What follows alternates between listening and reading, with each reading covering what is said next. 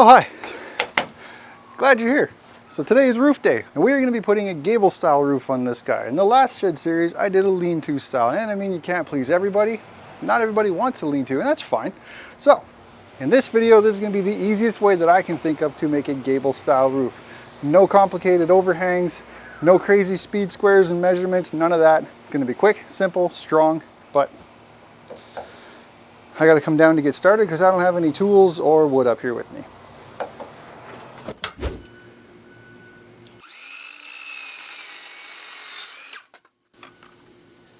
All right, now the first thing we gotta do is make a block very similar to this one. This is just 3 2x4s screwed together, and this is gonna create kind of like a saddle for our center beam to sit in.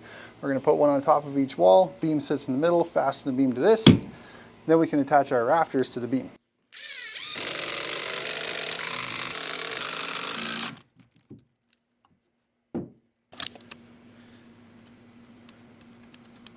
Then using a 2x6 for our beam, 2x6x10, I'm just going to do basic framing again, just like we have on everything else, and pull a measurement every 16 inches on center. But as I do this, I'm going to go 16 3/4, just like before, on the back side. Now as I do this, what I'm going to do, because our rafters are going to be going on the front and back side of it, I'm actually going to take my square. I know I said there wouldn't be any squares involved in this, but this is just for a straight line, no angle. And I'm going to transfer my straight line mark to this side of the rafter, and that's where my, or this side of the beam, and that's where my rafter is going to go.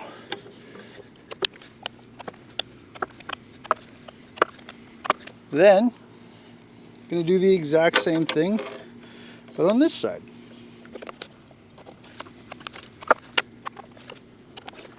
There we go. And now up here on the top of our wall, this is our 8-foot wall, I need to find dead center, and that's where our block is going to mount to. There we go. So that's center. Now I can line up the center mark on my block with the line on my wall. Then we're just going to toenail a couple of screws into the block. If you want a tip on how to start a toenail screw, good way is to basically just kind of come straight at it first till you get 1/8 of an inch into the wood, then angle it up.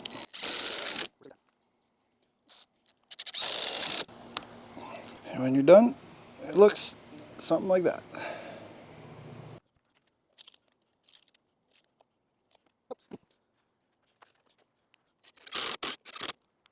Now before we put our beam in place, just like every other time with the floor, with the walls, we got to make sure the crown is correct. So in this case, my crown is up right now. And if you haven't watched the last videos, just for a quick refresher, the crown is basically the bow or the crook of the wood. It's going to go either up or down. We want to make sure this is up so it's resisting the weight of the roof. I'm up right now. All right, now we can set the beam in our saddles. This side's got a crack, it's a tight fit. Yeah, there we go.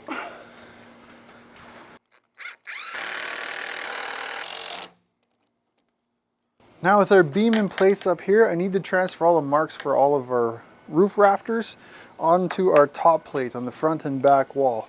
Now this is just going to tell me exactly where this side of the rafters are going to land. And make sure you pull your measurements from the same side that you pulled the measurements on your beam. That way all your marks line up. You're not going to have rafters going sideways off of the beam because the marks are pulled from 2 different directions.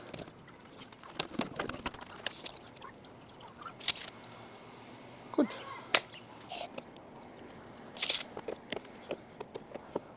Now to figure out the angle of the dangle for our rafters here and cut this end off, I said there's going to be no speed squares and complicated angles. So I've got a 2x4 block clamped to my beam here, and I'm just going to make sure that I'm in line with my 16-inch mark on this side and on this side. And I want to rest my rafter so it's flush with the top of my beam. Now, You can't see it from that angle, but I'm about 3/16 of an inch behind the 2x4 block with the tip. I'm flush with the top. Now I can take, go away fly, and make a mark at that exact angle.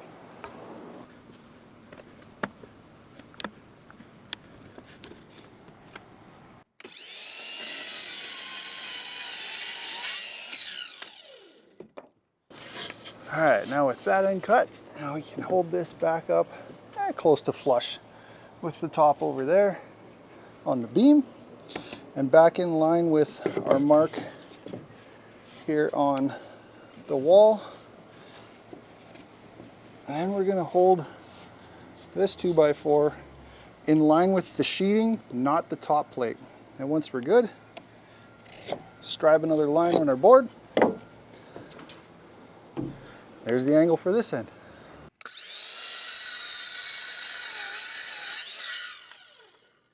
Now with both ends chopped off, hold this up to our mark on here and our mark down here. Perfect. Now this will give me a flush end on that side, nice straight up and down. Gives me a nice finish on this side. Perfect rafter. Rafter. Now some of you might be wondering, do we need a bird's mouth on this end? And again, just like the last shed, no. You can put one on if you want. It's going to change your angles a little bit because it's going to settle this end down. But again, for such a short span, we're less than 4 feet on this span to the inside. We're around 50 inches to the outside. It's not necessary. We're going to strap this side down with some fasteners and a hurricane tie. It's really not necessary for a span this small. There's going to be very little load on top of the roof here, so don't trouble yourself with it. It's just a shed, remember? Relax. Although, I guarantee you, just like the last shed, the comment section is going to rip me apart for it. But hey.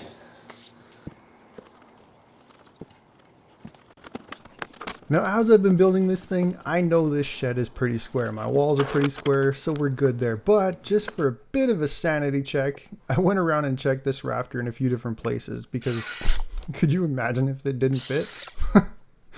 And once I knew that it was, I could use it as a template to cut out the rest, just making sure that they were all still going to be crown up.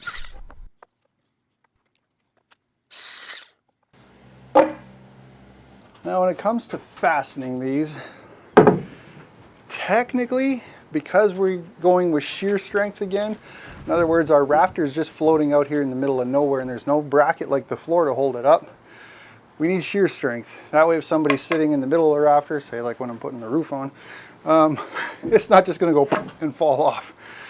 So technically we should use nails. Now to minimize the amount of hammering we got to do putting in nails, what we're actually going to do is put in screws first. Now I'm going to drive in 2 screws and then a nail. The screws are going to help clamp and pull this guy up to the beam. And remember, each screw has 80 pounds worth of shear strength themselves. That's 160 pounds per rafter. Once we get the, holy man, it's hot up here. Once we get the sheeting on, it's going to spread the load out to the 2 rafters beside it, increasing the strength.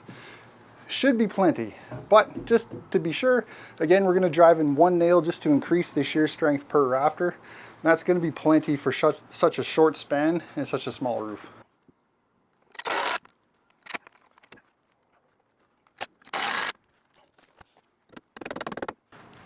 Strong like bull.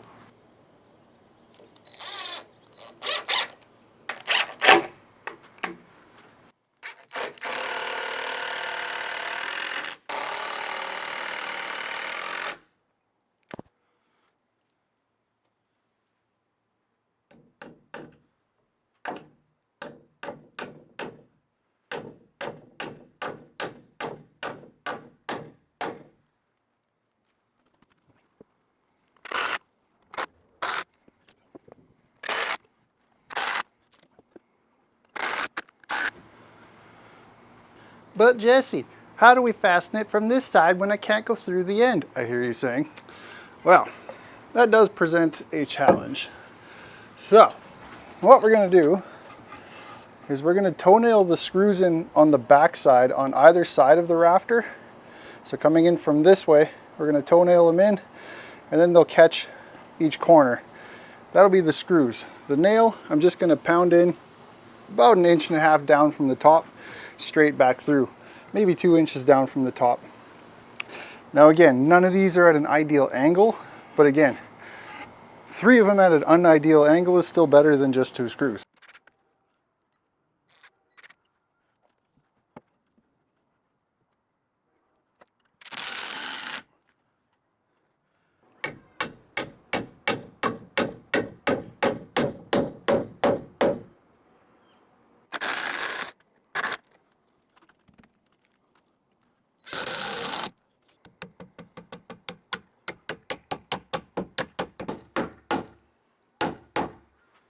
Ignoring the fact there's already holes here because I forgot to turn my microphone on and this is the second take.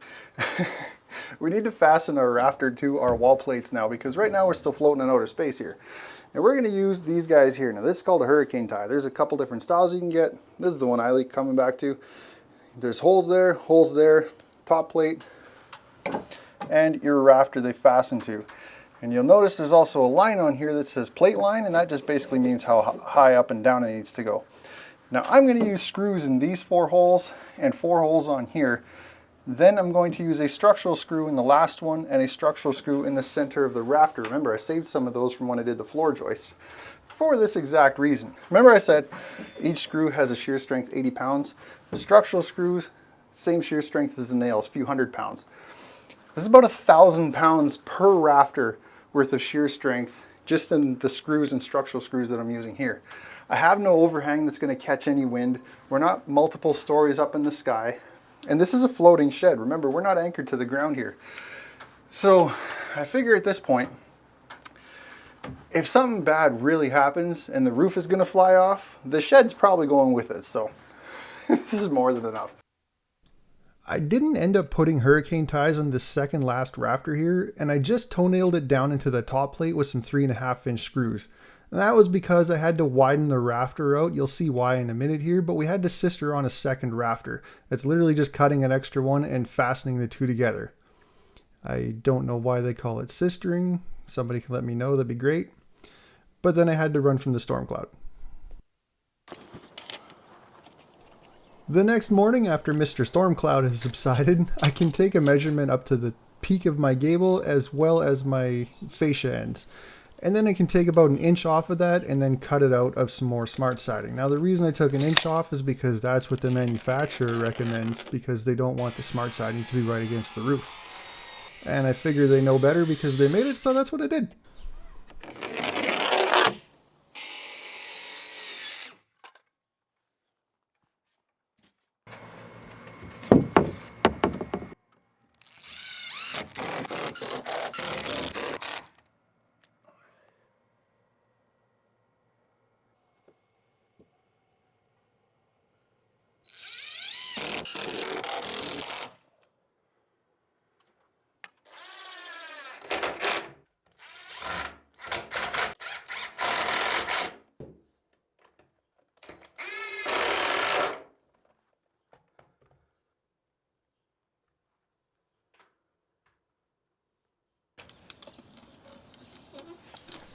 For the fascia trim, I needed an entire width measurement of this shed, plus about 3 inches to account for my gable fascias, because we're going to overlap that. Now I'm cutting these out of 2x6x12s, and ignore the fact that everything's got a coat of paint on it. It's just easier right now to pre-paint everything before we put it up, but we'll get back to that in the next video.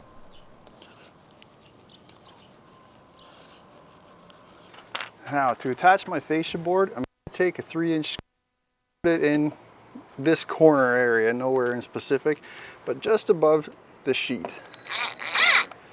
Now on this side, I'm going to take one of the cutoffs from the rafters and I'm going to clamp it on the outside here so it's flush with the sheet.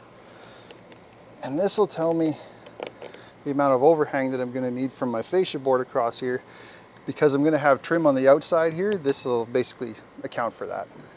Then on top of this rafter, I'm going to take another board and just screw it down, and this will tell me the angle that my sheeting is going to come down at, so it gives me a reference point of how high my fascia board needs to be. And now the ever important fascia board. So I'm gonna set it on that screw over there and then slide it back until I'm flush right here. And I know I don't have 3 points of contact. This would be easier if you had 2 people, don't get me wrong. Then take a straight edge and line up these 2 edges right here. Slide it up until you touch this board, and then 2 screws into the rafter.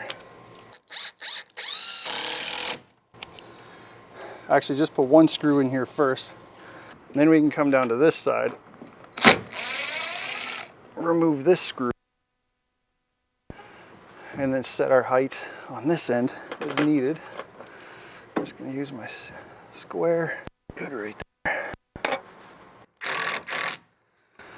There. Now 2 screws everywhere. When it comes to measuring our gable fascia, I'm sure there's a bunch of different ways you can do this. This is about the easiest way I can think of to do it, but if you can think of a different way, let all of us know down in the comments. So what I did is I already cut my one end off. That's the same angle as the cutoffs from our roof rafters, so that part was easy. Now what I'm gonna do is I'm gonna take a measurement from the top of that to the top of my peak here, and I'm just resting it up against my fascia board over there. I have about 52 inches. So I'm gonna cut that at 52 1/4 just to make sure I'm a little bit long, and then I can hold it up into place and actually mark on the roof itself the length that I need. Excuse me if I'm trying to hide in the shade. It's already 30 degrees outside and it's still getting hotter. I'm all glistening. All right, 52 1/4.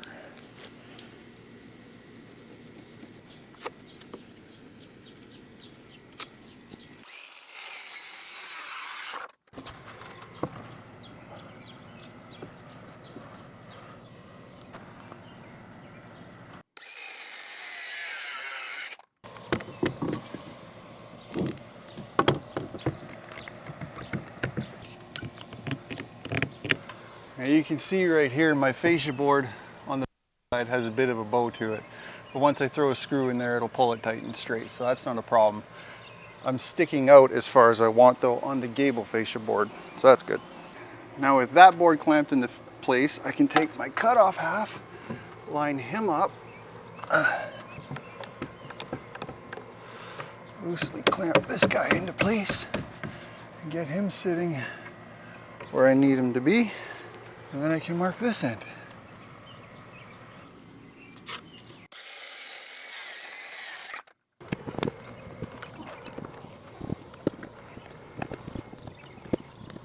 Good.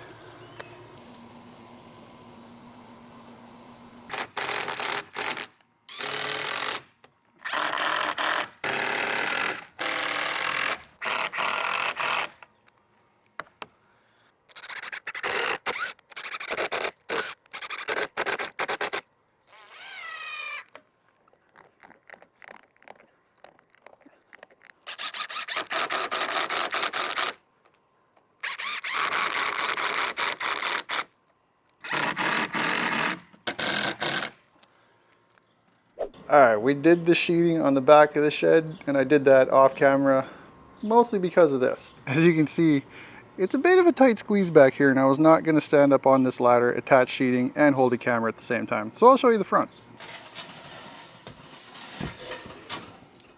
Perfectly centered on the board. There we go. Okay. Now once we're here, I have to have somebody hold it. Okay, I got a hold of it.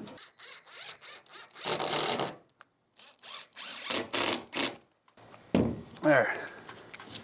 Okay, now I got the sheet pinned in a couple of spots. Now I'm using treated screws down through the edges into my fascia trim here because this is pressure treated, and I'm using regular screws out in the center of the boards. Now these lines, however, we can't follow like we did before, because as you can see, we're slid over the width of our sheet here as well as our outside gable fascia trim. So these lines were about 2 inches off of each one, but again, that's okay. As long as we know that going into it, we can follow the lines and screw the sheet on, no problem.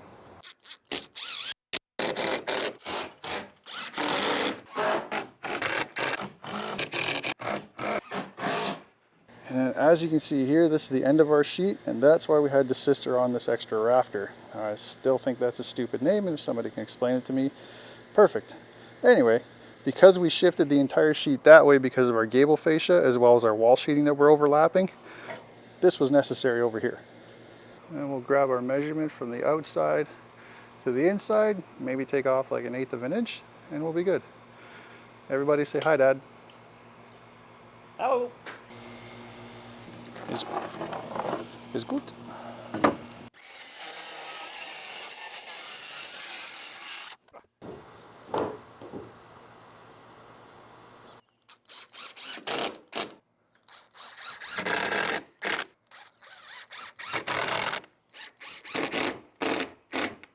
And now you can see along the top, we just got to cut a couple of strips to fill in the gap on both sides. I hope you can see that. I'm holding the camera way out in front of my face.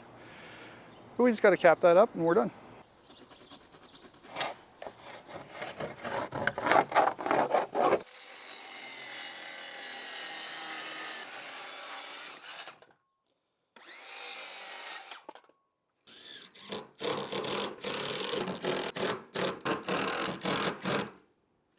All right, so as you can see in that first one, we had to cut our board short, so it's not a full 48, so we caught that rafter. Then the next one is a full 48, and we're catching half of this one like we should. And then the next one is short as well, but once we slide it into place, we'll share that rafter, and we're flush at the edge. Okay, now this is the part of the video I'm going to kind of speed through a little bit. Now the reason being is the structure is built. That's the important part that I wanted to show you. And what you put on top of that might depend on your climate, your budget, where you are in the world. So there could be a bunch of factors as to what sort of roofing system you use. Now we shingled ours. Now did I do it 100% correctly? No, I skipped a couple of steps. It's not $1 million house, it's just a shed. It's gonna last just fine. But no matter what type of roofing system you use on your shed, there's probably a much more dedicated video or website or set of instructions out there as opposed to something that I could cram into the end of this short video here.